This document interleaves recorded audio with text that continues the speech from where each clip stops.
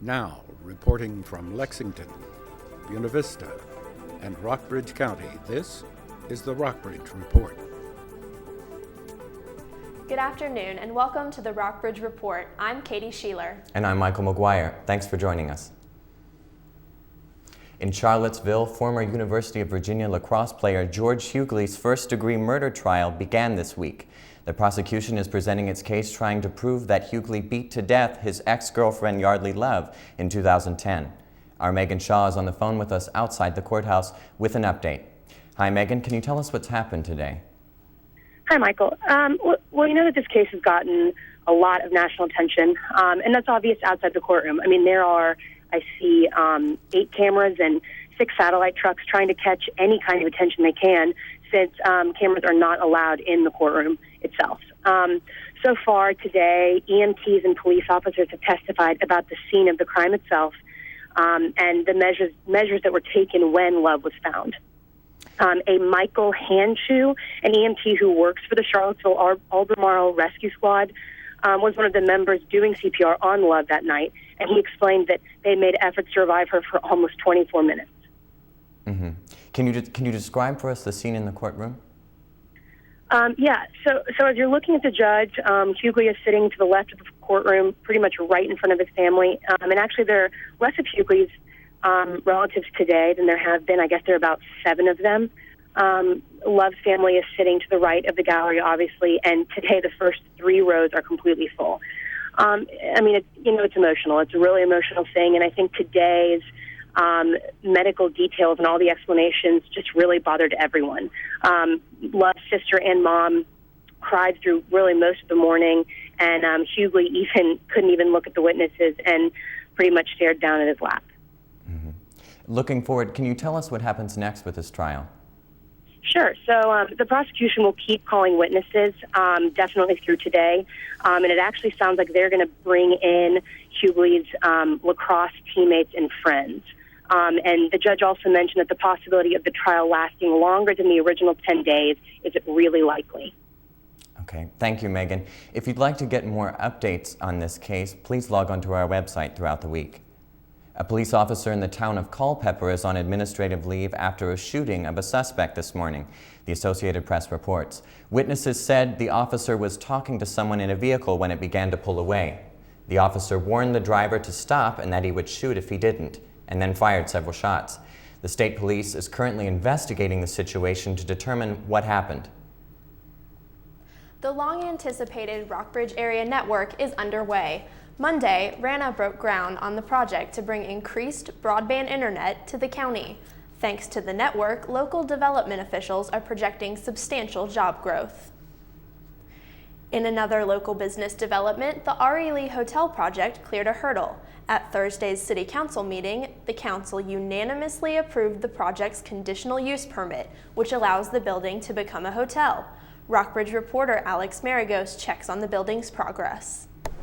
The R.E. Lee building is nearly deserted.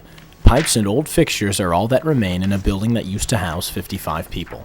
Although the project has made progress since the building's sale last fall, some steps remain before a massive renovation is set to take place here.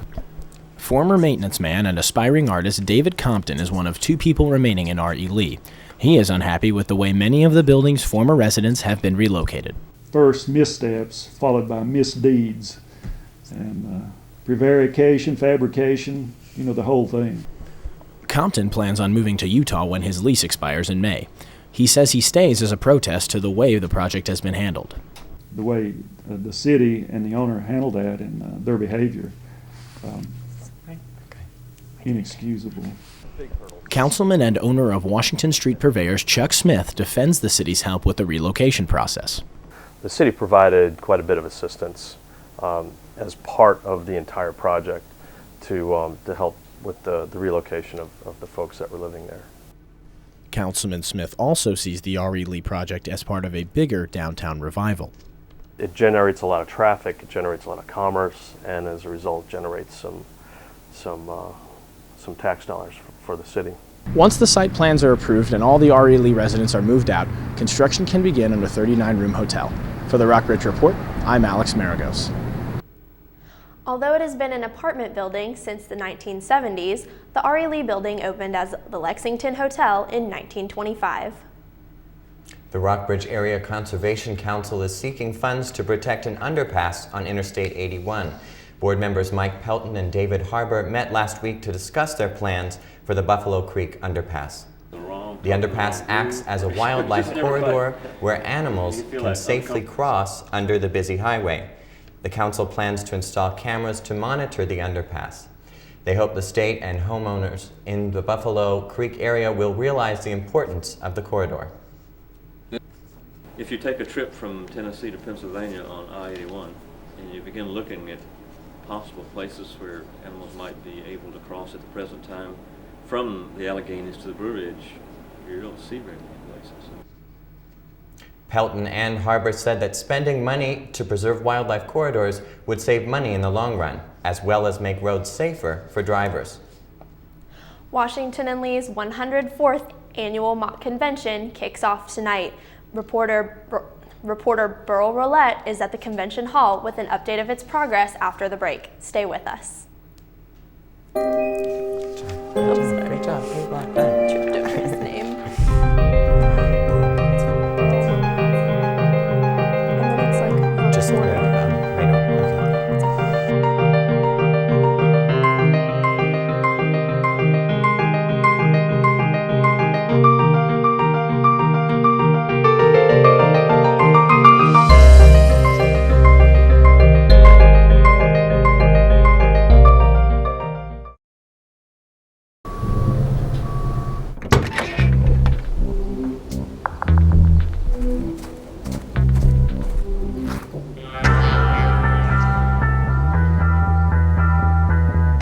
When you throw away money on wasted electricity,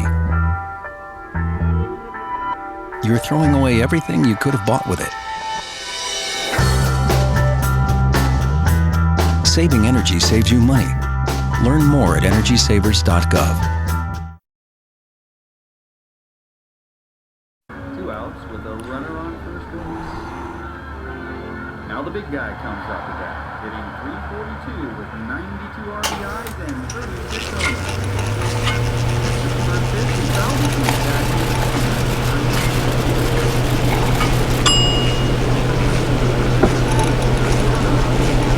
Chill raw and prepared foods promptly. 1 in 6 Americans will get sick from food poisoning this year. Keep your family safer. Check your steps at foodsafety.gov.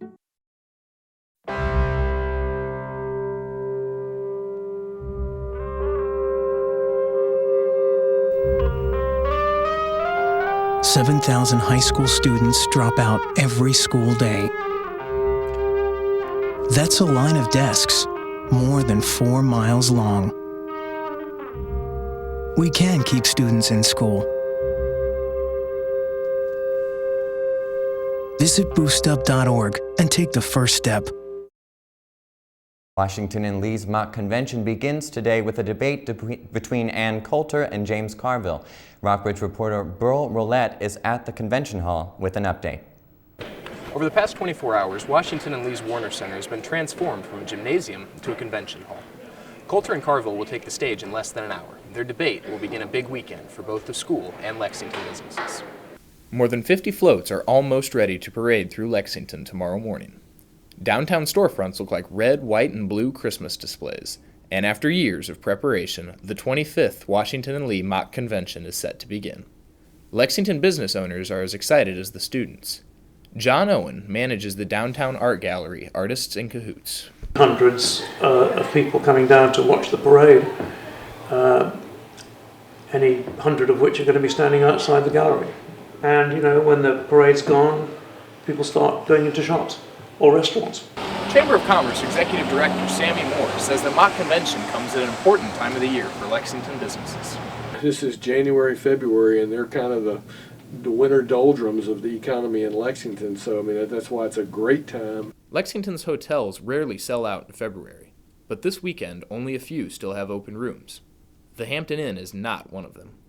General Manager George Moore says the hotel was already half full months ago. With the mock convention, of course, we know ahead of time to set aside a block of rooms. The weekend's convention may be centered on Washington and Lee's Warner Center, but its impact will be felt throughout Lexington's business community. Tickets for this weekend's convention are sold out, but you can catch the parade through Lexington tomorrow morning at 10 a.m. The mock convention will also be streamed on the internet. For the Rockbridge Report, I'm Burl Rollett. The convention can also be seen live locally on cable channel 18. Public colleges like Lexington's Virginia Military Institute are paying careful attention to a proposal for college affordability released by the White House last week. In the proposal, President Obama promised to reward schools for keeping tuition affordable and accommodating low-income students. Obama also asked states to kick in more funding for higher education. VMI's Director of Financial Aid, Colonel Tim Golden, says that state politicians are more likely to spend tax dollars in K-12 education. Golden says maintaining affordable tuition with decreases in state funding will be increasingly difficult. The Virginia General Assembly is considering a bill that would make it easier for new teachers in the state to be fired. The bill would give new teachers and principals 3-year contracts that would not automatically renew. It would also change the way teacher performance is evaluated. Under the current system, teachers have continuing contracts, which offer a higher level of job security. Some local teachers fear that the passage of this bill could scare people away from the field of education. Similar versions of the bill are making their way through the House and Senate this week. They cleared a major hurdle by receiving approval from the education committees. Last weekend, hundreds of Catholic college students came together to share in faith and fellowship. Rockbridge reporter Sarah Stiefvater has the story. Over 375 college students came together in Charlottesville to celebrate their faith. Students from all over Virginia met last weekend for the first ever Arise Summit. The diocese director for the Office of Youth Evangelization, Michael School, says the summit was a student project. But it came about actually by students who said, we really are looking for ways to engage with other Catholics. James Madison University senior Pat Dunford served as the event's MC. And we wanted to have the opportunity to come together and share faith and fellowship. Keynote speaker Ennie Hickman says he thinks events like Arise are important for young Catholics. To feel a sense of belonging to a greater church, that's what it was for me. Brother John Baptist was a student at UVA a few years ago and is now studying to become a priest. I think this is important for college students in terms of really knowing how to serve the Lord and how to really grow deeper in their faith. Dunford says he is overwhelmed by how well the summit went. God's grace has just been so incredible for this summit, and it just shows how much He wanted this to happen and how much this needed to happen. So many students registered that event organizers were forced to move the summit to a bigger space at the last minute. Reporting from Charlottesville for the Rockbridge Report, I'm Sarah Stiefvater. Members of the Arise leadership team say they can't wait to start planning next year's summit. The weather is predicted to be nice this weekend with temperatures dropping. Stay tuned for an update on next week's weather and an update from local sports. When some people struggle with their mortgage payments, they become frozen, petrified. Not knowing what to do, they do nothing. But the people who take action are far more likely to get the most positive outcome. Making Home Affordable is a free government program. Call now to talk one-on-one with a housing expert about the options that are right for you. Real help, real answers, right now. So, I got this new family, and I don't know what it is about this one, but she can't seem to put down that toy all day long. Tap, tap, tap, tap. Oh, and she even talks to it. She talks to that more than she talks to him. What's up, bro? Nice shirt. Who's she talking to? Her mom? She talks to her mom a lot. This is one amazing truffula tree. Can you imagine a place where these grow everywhere? Yes, it's called the forest, a magical place to enjoy with your family.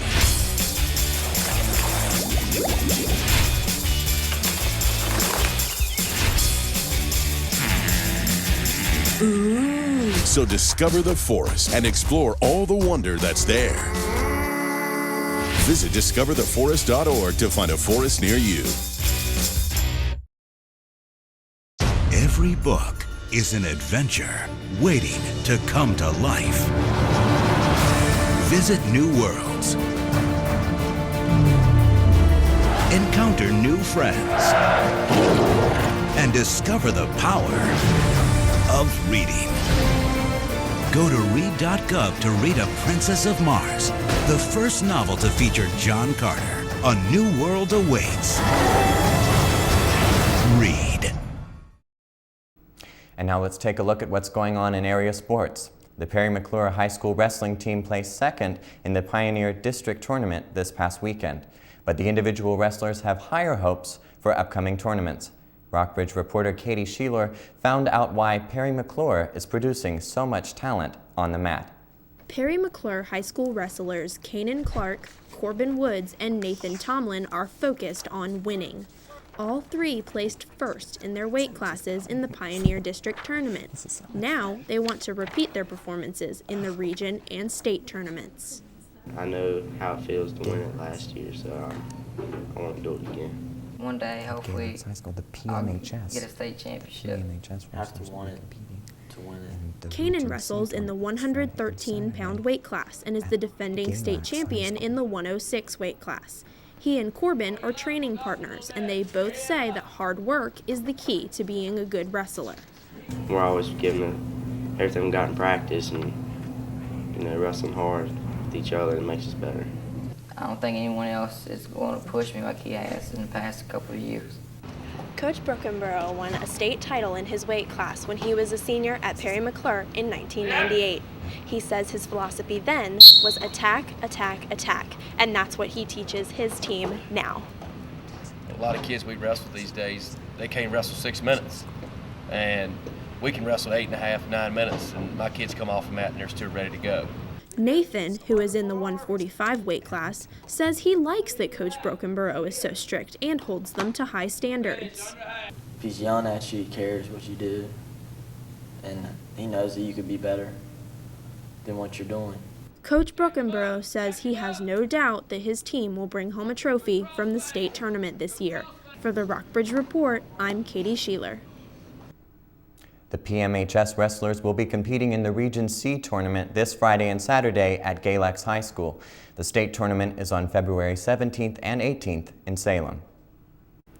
Weather for the next few days looks to be pleasant. Sunny skies will greet tomorrow's Mock Con parade. Temperatures should reach to the low 50s, and low temperatures will drop to 35 degrees.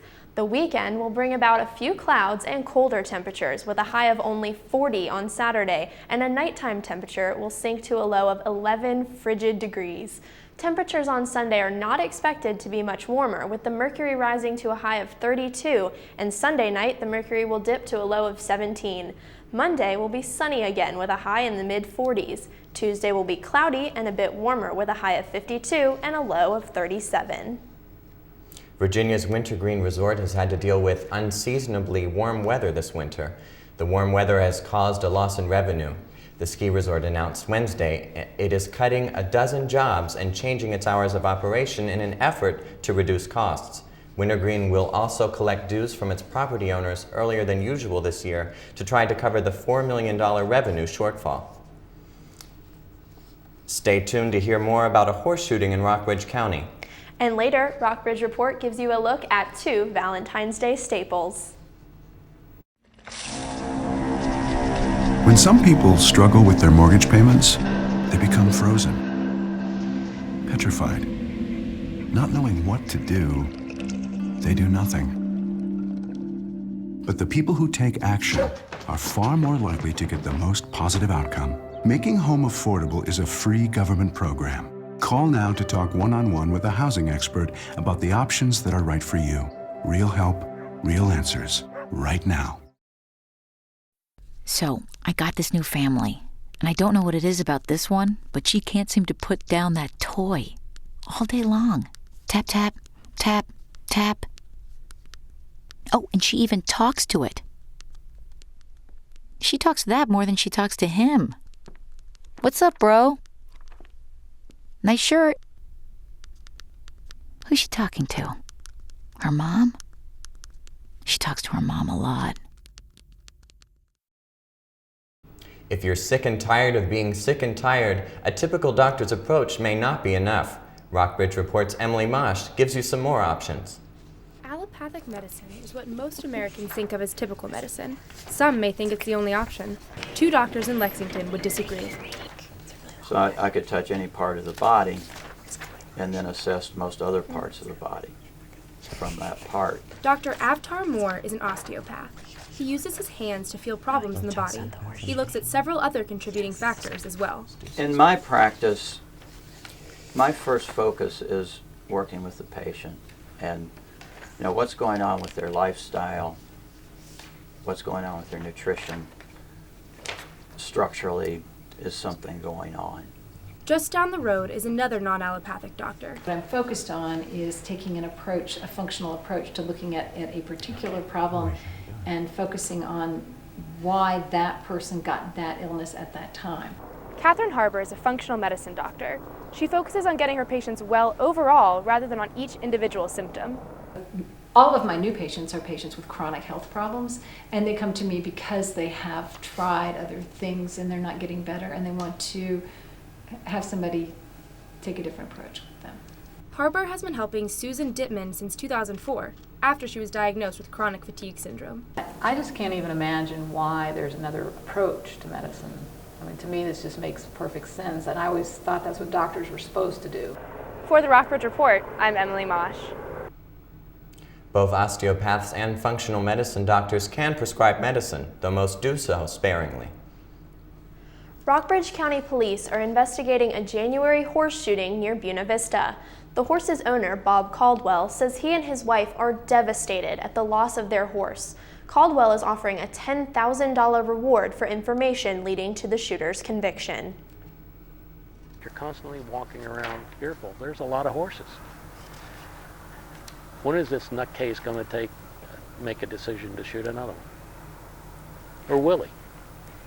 You don't know. And that's what's frightening about it, the whole aspect of it. Caldwell says he will not have peace of mind until the shooter is found. The theater at Limekiln saw a record number of donations at this year's Monte Carlo night. And some Lexington florists are hoping for a record number of sales on Valentine's Day next week. Stay with us. When some people struggle with their mortgage payments, they become frozen, petrified. Not knowing what to do, they do nothing. But the people who take action are far more likely to get the most positive outcome. Making Home Affordable is a free government program. Call now to talk one-on-one with a housing expert about the options that are right for you. Real help, real answers, right now. So, I got this new family, and I don't know what it is about this one, but she can't seem to put down that toy all day long. Tap, tap, tap, tap. Oh, and she even talks to it. She talks to that more than she talks to him. What's up, bro? Nice shirt. Who's she talking to? Her mom? She talks to her mom a lot. This is one amazing truffle tree. Can you imagine a place where these grow everywhere? Yes, it's called the Forest, a magical place to enjoy with your family.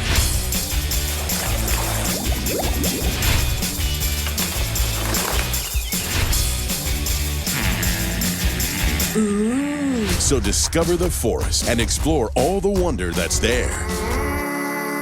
Visit discovertheforest.org to find a forest near you. Every book is an adventure waiting to come to life. Visit new worlds. Encounter new friends. And discover the power of reading. Go to read.gov to read A Princess of Mars, the first novel to feature John Carter. A new world awaits. Read. After closing down in 2005, the theater at Limekiln is back on its way up. Its annual Monte Carlo fundraiser had record attendance and income. Reporter Papa Osei finds out what this means for the historic organization. The theater at Limekiln is as much a part of Lexington's cultural landscape as is the Lemfett Center. In its heydays, Limekiln hosted famous acts such as the Dave Matthews Band. But between 2004 and 2005, director Tony Russell says Limekiln saw hard times. It ran into some financial problems and they had to close the doors, but they were only closed for less than a year. Because it is a non-profit, Limekiln has to rely on donors, sponsors, and ticket sales. It needs a lot of money to operate. The acts it books for the year need to be paid deposits and its infrastructure needs repair. So the success of Monte Carlo is the key to Limekiln's success. We set a new record in terms of attendance. We had close to 300 people attending. We set a new record in terms of gross income, but most importantly is the net income. We set a new record for that. If the record set at Monte Carlo are any indication, Tony Russell is certain this year will be big for Limekiln, and that is going to go back to his glory days. For the Rockbridge Report, I'm Papa Osei.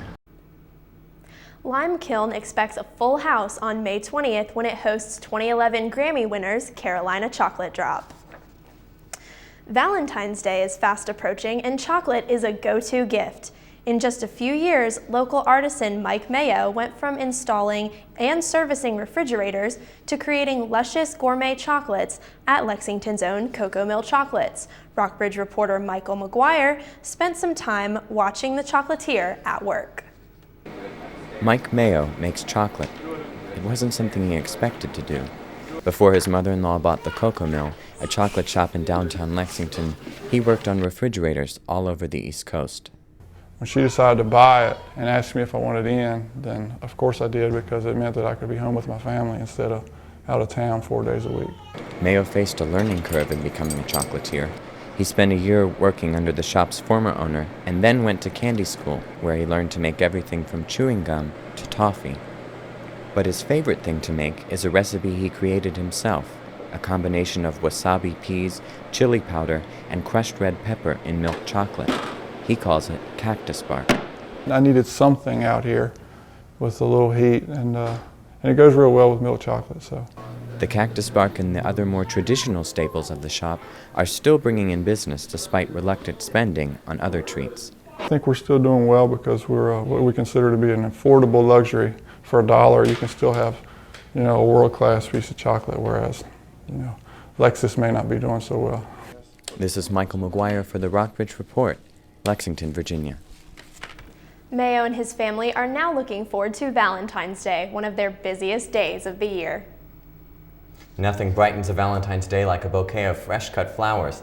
Lexington florists hope for blooming sales. Rockbridge reporter Katie Stewart has the story. Valentine's Day is always university florists' busiest day of the year. What we're going to expect to see is chaos. I mean, it's a holiday that you never conquer, you survive. But because of the economy, university florist owner Carolyn Tolley expects income from sales this Valentine's Day to be down 3.5% from last year. Been hit in the fact that people are still ordering the same amount. They're just asking us to use our imagination a little bit and help them have flowers for a much cheaper price. Roses, the most popular flower at Valentine's Day, cost more than twice the usual price this week. The cost of labor from handling roses means that Valentine's Day is actually less profitable than normal days, she says. So the processing is a very lengthy time, so the profit is a lot less. Another Lexington florist, the Jefferson Florist and Garden, also takes a hit on roses this time of year, says Executive Assistant Cara Basalian. The problem at Valentine's Day is that pricing for flowers to us goes up almost threefold. And we try very, very hard to make sure that our prices don't come anywhere near double. The true meaning of the day keeps the team at University Florists going. Valentine's Day for us is just pure joy. It's people giving because they love people and they want to bring happiness. With Valentine's Day just around the corner, the staff at University Florist is gearing up for their busiest day of the year. For the Rockbridge Report, I'm Katie Stewart. This will be University Florist's 26th year selling flowers in Lexington. That's all we have for you today. For more information about what's going on in the area, check us out at rockbridgereport.washingtonandlee.net. And stay tuned after the broadcast for Emily Mosh's interview with registered nurse Mary Lynn Lipscomb. I'm Michael McGuire. And I'm Katie Sheeler. Thank you for watching and have a good night.